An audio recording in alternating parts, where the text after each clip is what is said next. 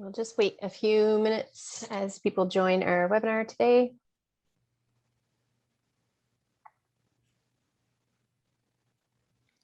Probably start in a couple of minutes.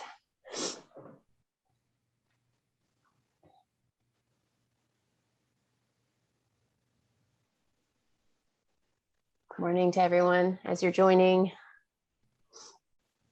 Welcome, welcome. Hello, everyone. I can't see a tally of who's coming on, so hello again and again.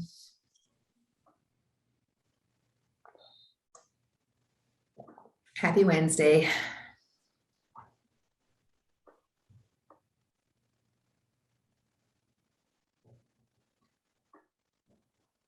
We're just going to wait one more minute, folks, and then we'll get started.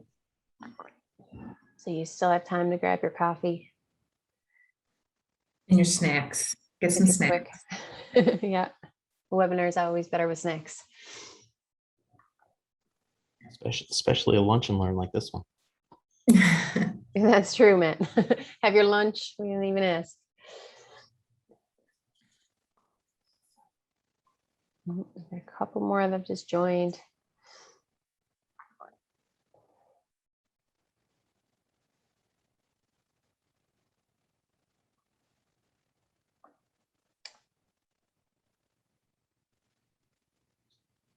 All right, folks. I am going to get us started. I'm sure we'll have a few others that will trickle in. Just want to say a huge welcome to everyone for taking the time to join us today. We know it's your lunch hour, so hopefully you do have a cup of coffee and your lunch with you while you listen to us for a little bit. So welcome to our session, The Future of HomeConnect. This webinar is specifically for community agencies. So we're targeting you folks.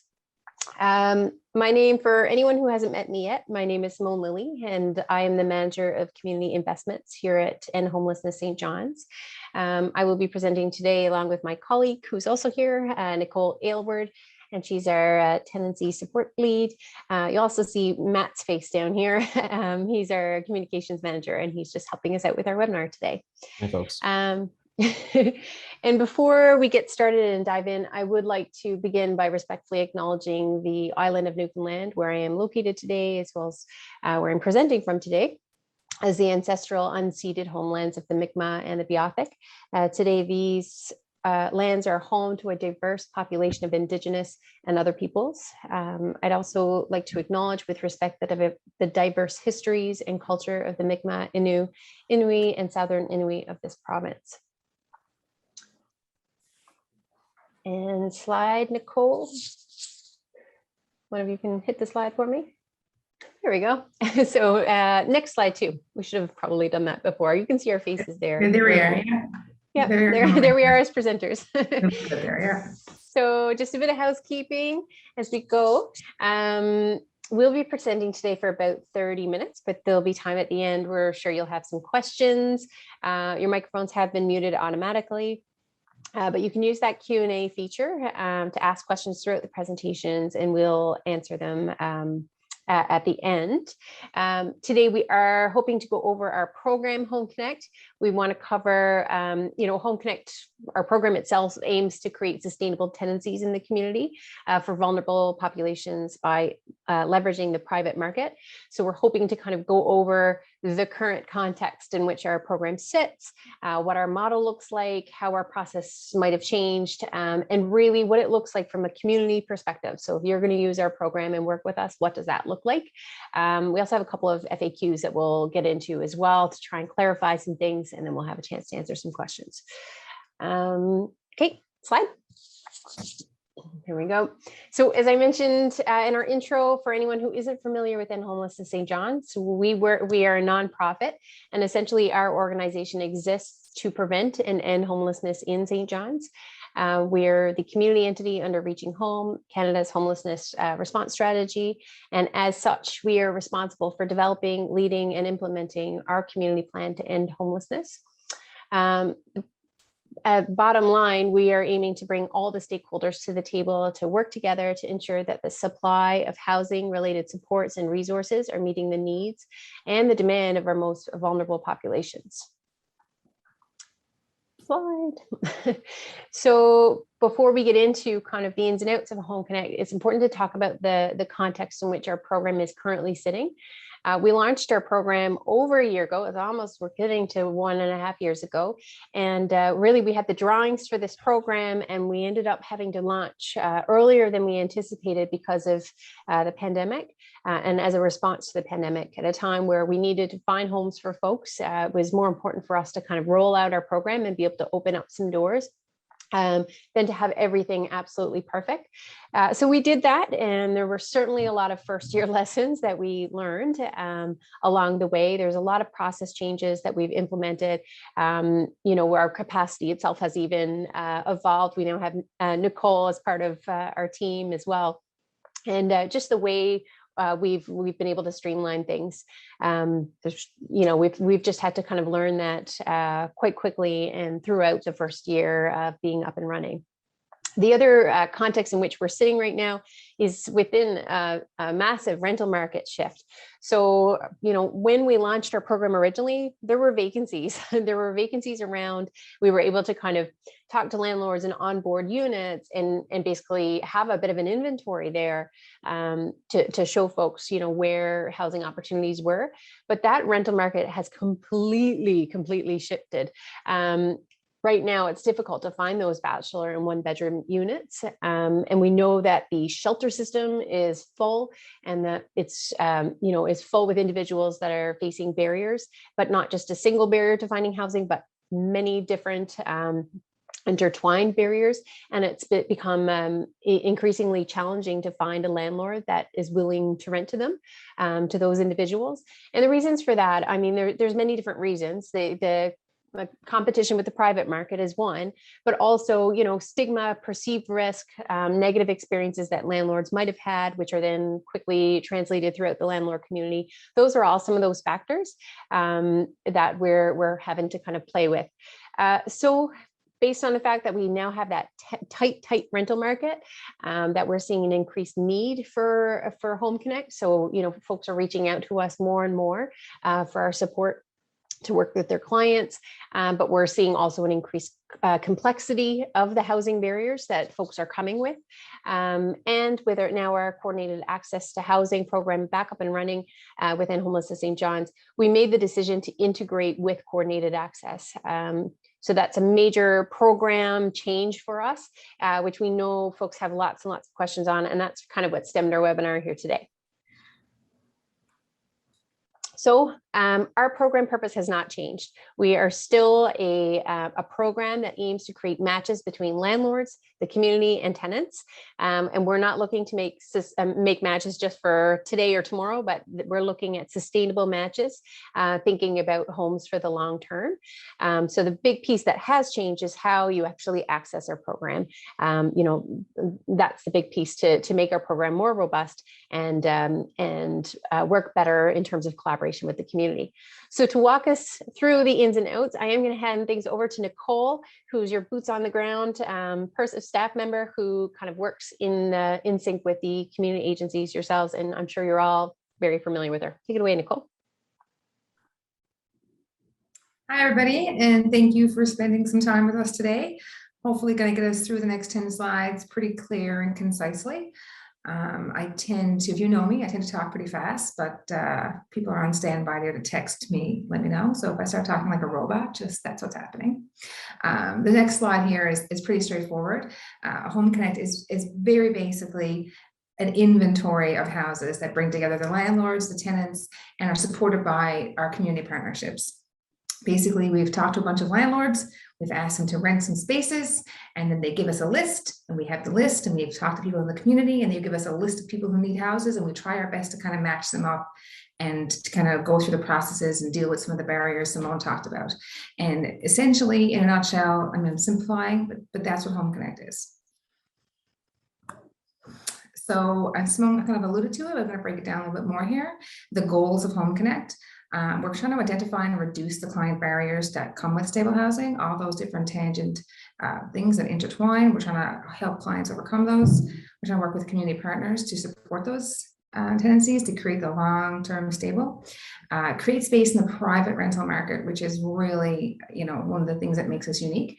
And we have to establish enough support structures for tenancies that can help the clients attain that stable housing home. I mean, we don't want people cycling through the shelters all the time. That just eats up resources and really, adds trauma to our clients. And that's not what we're looking for. So for us, and I think if most of you guys might agree, we determined that there are 4 key pieces that will determine, I guess, a good stable tenancy. First one is safety. And so we don't just mean the windows are big enough and, there's a fire detector in there, but things in terms of like justice restrictions. Are they not allowed to live near playground, schools, or parks? If someone is a frequent user of the emergency room, we don't want to put them out in CBS. That's not going to be helpful. So we have to consider people, neighbors. If someone doesn't work really well and struggling with their mental health, is it sensible to put them in with community living? So those are the kind of factors that we consider for safety. Next is affordability. I think we all agree that if something is not affordable, it's not sustainable. Next is suitability. So we really focus hard on making that good match. We've got the list of what landlords and spaces we have, and then a list of what clients we have and what they need. And we try and make a good match, because if it's not going to work as a match, it's not going to be long-term. And it doesn't mean you tick every single box that everyone would love to have. It's kind of like that song, you get what you need, not what you want all the time. But we really try. And then support. So by keeping an open line of communication between all participants, and the clients and our partners and the landlords, we just wrap around tons of layers of support and try and work together. This is the HomeConnect service slide. So for today, I'm focusing completely or primarily, I guess, on the agencies and the communities and the frontline workers that we got. But it's important for everyone to remember that we service both landlords and tenants. And if we don't meet the needs of the landlords, we're not creating the spaces and meeting the needs of the tenants. So that's a big portion of our program. And it's just kind of important for us to keep in the back of our mind. This client here, so I'm going to jump right into it. Who is, I can get my notes organized here. Who's the best client for HomeConnect? There's basically 3 determinants. HomeConnect's not for everybody.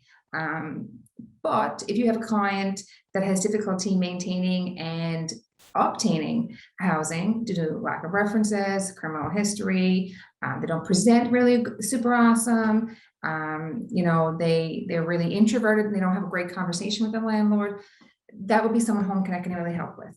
They require home visits and supportive staff. If you've got clients that don't really need you afterwards and they're just really stressed with the housing crunch right now, HomeConnect is not a best program for them, because we do have that requirement of 12 months.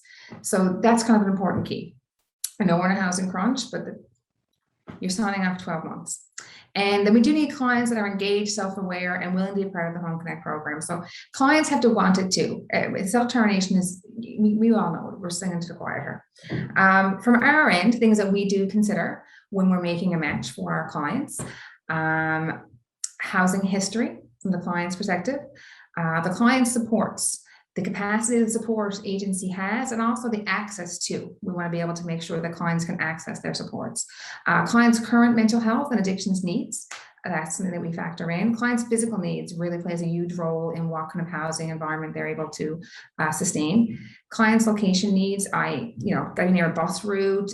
If you go to the gathering place every single day for your meals and we throw you down in Portugal Cove, like, you're going to be hungry. That's not going to work for you. Clients' housing wants, if you have a pet, if you want to smoke, if you need to be near, you don't want to have too many stairs, like all those things are important that clients also get to pick a little bit. Interpersonal skills. So this is a big one for us. If you can live in an apartment building, we've got Killamon as a big landlord for us, and a lot of their units are apartment buildings. But it's really important if clients can live in an apartment building. Can clients live in a bed sitter?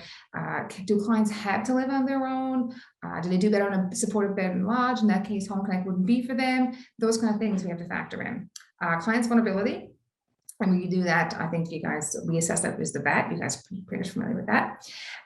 Clients' housing budget, we talked about affordability, and that's huge right now. In this market, it's real difficult to get something that's within a real good budget, but we work hard to try and figure those matches out. And like I said, we must also consider the match from the landlord side. So just because we hit all the boxes that a client might really need, from a HomeConnect standpoint, we really have to consider what the landlord, what they've just been through, how the last tenancy was, what their expectations are for the unit, what they're prepared to handle, what their specialties are. All those things play a factor too in a sustainable long-term housing arrangement. So here is our trusty map. Everyone loves it. I love it. Matt created it. It's not me. Don't get any illusions about my abilities that way. So this is basically, I'm going to be sending this out to most of my frontline staff, and you guys can follow this.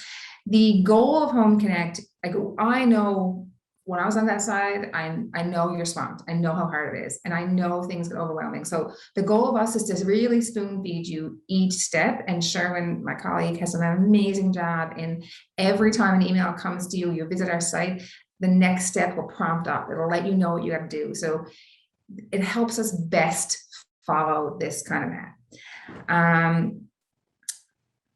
I mean, you know, there's lots of things that are going to come into play. We're going to step outside the box a lot of times, but if you follow these steps as best you can, it will really help things go smooth. So the first step is to submit the Homelessness St. John's consent pre-screener. It's up on our community portal, I think down on the right-hand side, because that's how you get your client on the wait list. Okay, if we don't have the paperwork done, we're triaging, and those are the clients that are most vulnerable right now. Those are the ones sitting in shelter. Those are the ones that really need it.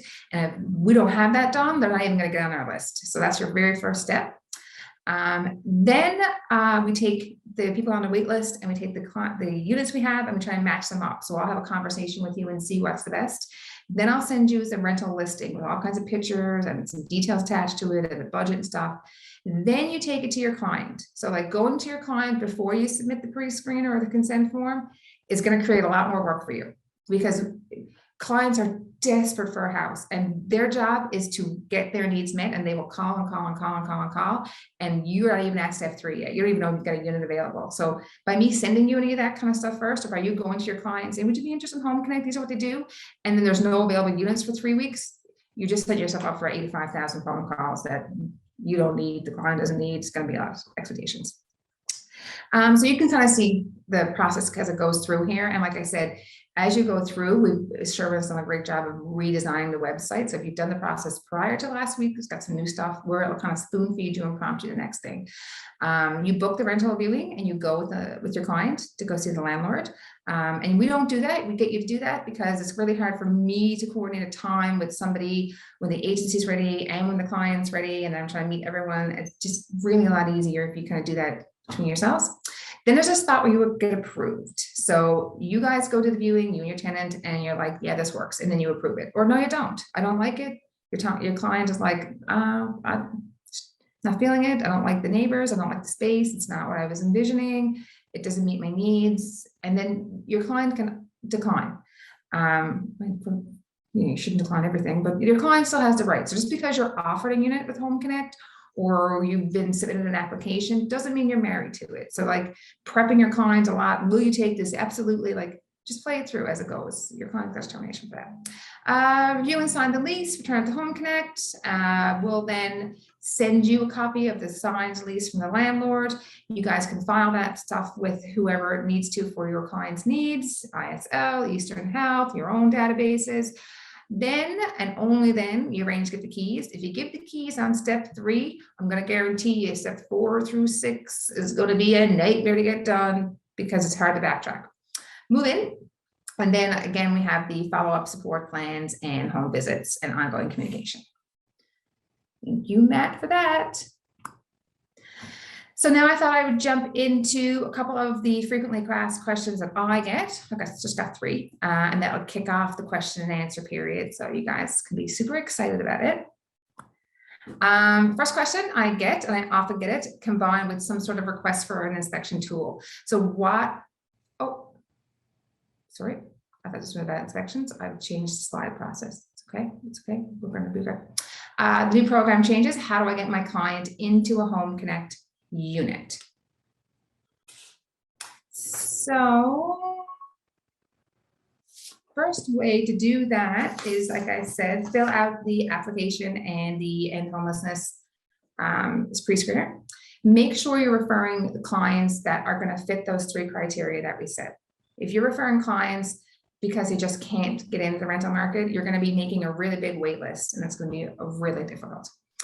And then on that pre-screener, make sure you fill in as much information on your clients as you possibly can. And that's going to help us identify the barriers, help us identify specific needs, and help us make a really great match that supports best. So unfortunately, there's not a whole lot you can do. I mean, once your client gets on the wait list and you submit that, you can kind of just wait for us to bring back. Make sure you're always updating. If the client does self-resolve, let us know. That'll help us out a lot. What are the expectations of the home visit? This is the question I get all the time. And I also get the request, like, do you have some sort of tool that I can do an inspection? So it's not a matter of inspecting. Like, we don't ask you to go room for room and inspect everything as it goes, the little magnifying glass. Sherman does that. That's not what we're asking. There's 2 kind of main objectives of the home visits. First, as HomeConnect staff, we've promised the landlord that someone's going to go in and be in that space, that the clients are connected. So our obligation to the landlord is that there's somebody there doing the home visits. The second objective, which is the main one that involves us, is that the home visits really allow support staff to access their space and see how your client is doing. You know your clients best, better than the landlord, better than the building manager, better than me. And so getting in there allows you to have an idea of just looking around a space and seeing it. Are they hoarding? Is there 79 bags of garbage? Is there, like, food wrappers? Are they eating? Do they have food? Do they need a referral to a food bank? Do they need harm reduction supplies? Do they see that their addictions, are being managed as best they can? Is there someone crashing on the couch? Do they need to be added? Is there holes in the wall? Is there some sort of domestic dispute happening? And these are the kind of things that you can assess if you're in there. It best helps meet their needs. You kind of get those red flags where they grow into real big problems. If you don't do the home visits, and you're kind of relying on your client to come tell you when they're doing things that are breaking their lease or bothering other people, and that doesn't always work out so well. Next. So my last question I threw in here is, how long does the HomeConnect process from application to move in take? Well, big question here. Like, we don't work in a vacuum, and we are all really swamped, and every client is really, really unique.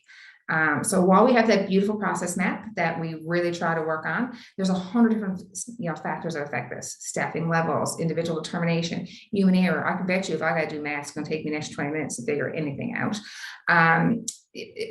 Storms, days off, holidays, landlords, all these things are unique and different in every single case. So it's really hard to say.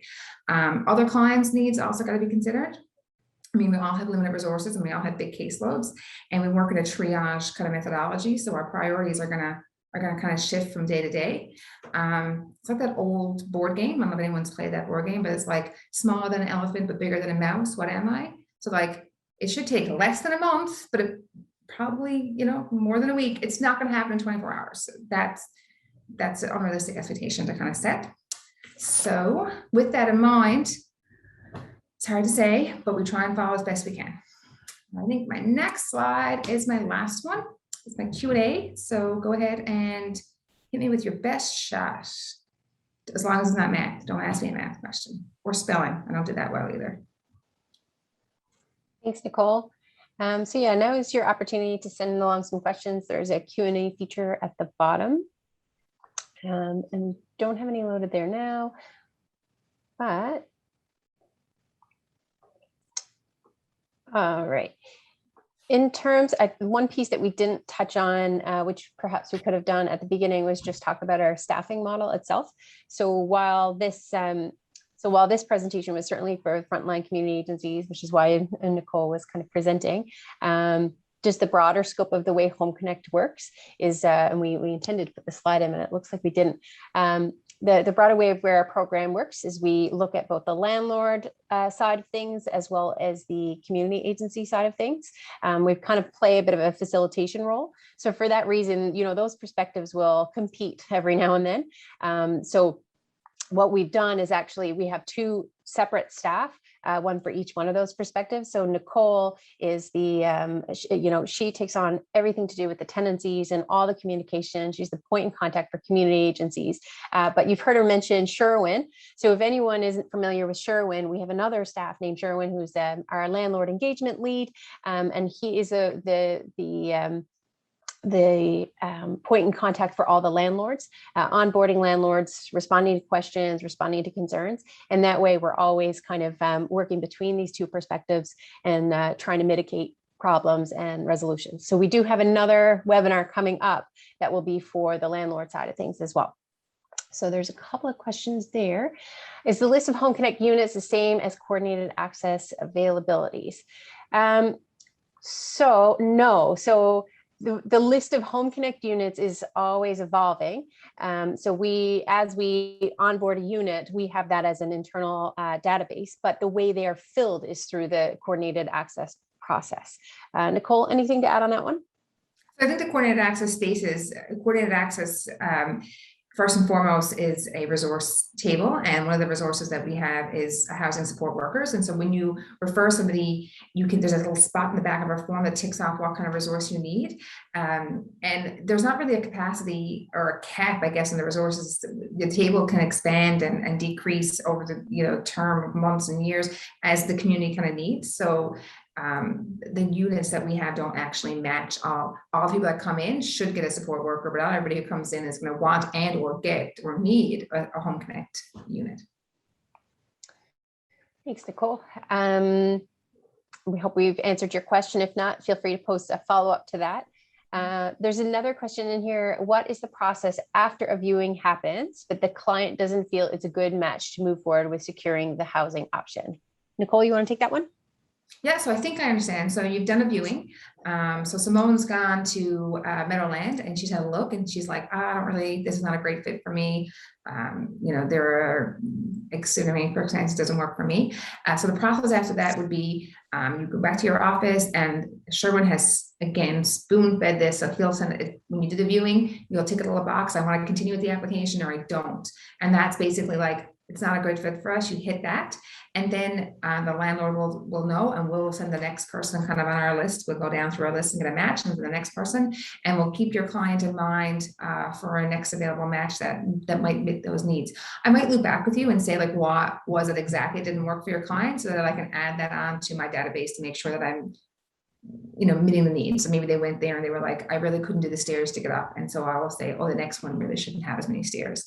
So that's the process as it goes. Always able to decline a unit. Self-determination is the most important thing. Thanks, Nicole. Any other questions, folks? Hang on now. If we have a landlord in the private market interested in becoming a HomeConnect landlord, do we refer them or refer them to, I think it's to you, or is there another process? Okay, so yeah, in terms of if there's a landlord that you're working with in the private market, the best thing you could do, I mean, we're constantly trying to kind of build our inventory of landlords. Because part of that is also providing them resources to kind of like training as well as information, rights and responsibility as tenant and a landlord. So we're always looking for new landlords. Feel free to connect with us directly and you can either play that facilitation role to introduce us, or we can directly just reach out and try and set up a meeting with them and kind of talk about our program, kind of the benefits of it and what that would look like for them. Okay. And then, just want to add to that as the change that we're kind of talking about in this particular presentation. What we used to do is, I mean, we always love more landlords. It's the name of the game here is put people in as many houses as we possibly can. But if you have a landlord and you have a client in mind for that unit, and you've kind of gone through the viewing and the landlord's like, yeah, I'm going to rent to Simone, just not sure. And you're like, well, I got a great program that will give you some assurances. And then you refer us. There's no guarantee Simone gets that unit because we're triaging and we have to go through coordinated access in how that kind of wait list matches out in terms of priority and matching and whatnot. So it's real difficult if you go on a viewing with somebody and they're not sure, and then you sell them like, yeah, Simone's a great person, just bring them through HomeConnect, it's great. It doesn't really work out because we can't guarantee that even Simone's a good fit for the program or that she's kind of next in line, and we're trying to triage. So we love landlords, bring all the landlords you possibly can. But just keep in mind that it might not match up with your particular client. We don't kind of reserve them that way. Thanks, Nicole. There's another question there. If the landlord has an issue with the HomeConnect tenant, will they be contacting the End Homelessness St. John's rep or the support responsible for the home visits? So I think it's a two-part question. So we'll start with that part. Nicole, you're best suited to answer that one. Yeah, so again, what we try to do all of the time is to create sustainability and create independence and create a space where you can move into the private market. So first and foremost, if there's a problem, the landlord would go the proper, the normal channels. I couldn't say that. I wasn't sure if I was having a stroke online, but it seems okay. And with that, it would be to kind of address it probably with the tenant first. If the landlord feels that they can't, then if they have the contact person at the supporting agency, they probably might feel comfortable doing that and saying, hey, I really noticed that someone's house got 10 loads of garbage and 4 dressers outside. Is there any way you can help them mitigate that? If it becomes a problem when they can't access the support person, then they would naturally talk to Sherwin. We do check in with our landlords on a monthly basis. Like every single landlord we have, we just stalk them. Like it's like a, hey, like same as I stalk you guys, we stalk the landlords. So we're constantly checking in. But if something comes up in between, we do encourage them to talk to the tenant about it because we really want the tenant to learn how to be responsible for themselves and how to interact with their landlord, because eventually, like just like little birds, we want them to be able to fly on their own and handle it. So hope that answers the question. And our program is certainly, we're designed to be a one-year program, potentially 2 years if a second year is needed. But the goal is always to kind of graduate a HomeConnect tenancy into a private market tenancy if it's successful for that long period of time. So again, that also sort of sets someone up for success for that transition. The other thing, sorry, I have to cut you off, but just to add on to that, sorry, is that like it's important that agencies that sign on to the HomeConnect program and tenants know that they have to kind of respond in a timely manner. So like if the landlord has a problem with a tenant on a Thursday and Sherwin's on vacation till Tuesday, it's not realistic for them to wait until Sherwin gets back to address something that needs to be done immediately. So they may then kind of go to the agency in the best, again, the manner to best support your client, to best solve this problem quickly before it spirals out of control. Like maybe there's missing rent for some particular reason. And if Sherwin's gone or out of the office and you wait those 5 days, and you're kind of risking your tenant, right? So it's about best supporting the client. And so there's another question here. Is there a list of organizations that have the capacity to take on the home visits for clients who are connecting with the inappropriate organization services, but are a good match for HomeConnect? Do you want to take that one, Nicole? Yeah, absolutely. I think it. the list of clients, list of organizations is basically the coordinated access table. Yeah. Everybody at that coordinated access table presents a list of how many people that they can case manage and who they can basically handle from their organization side and what each role is within the organization. There are some people who only do the rehousing piece and don't have the outreach capacity. And Mary Beth has a real good list of who can do that and who can't. And within your organization, if there's somebody who needs that help and your agency is unable to provide that, when you fill out the pre-screener and the intake, tick the box that needs case management that can do the outreach piece, and then hopefully comes back to the table and you can reassign to somebody who can. But there's no, you can't Google it because it's ever changing, like it's constantly every week. So you can't just type it in and say, who in Newfoundland can do this? That doesn't exist, but there's a list.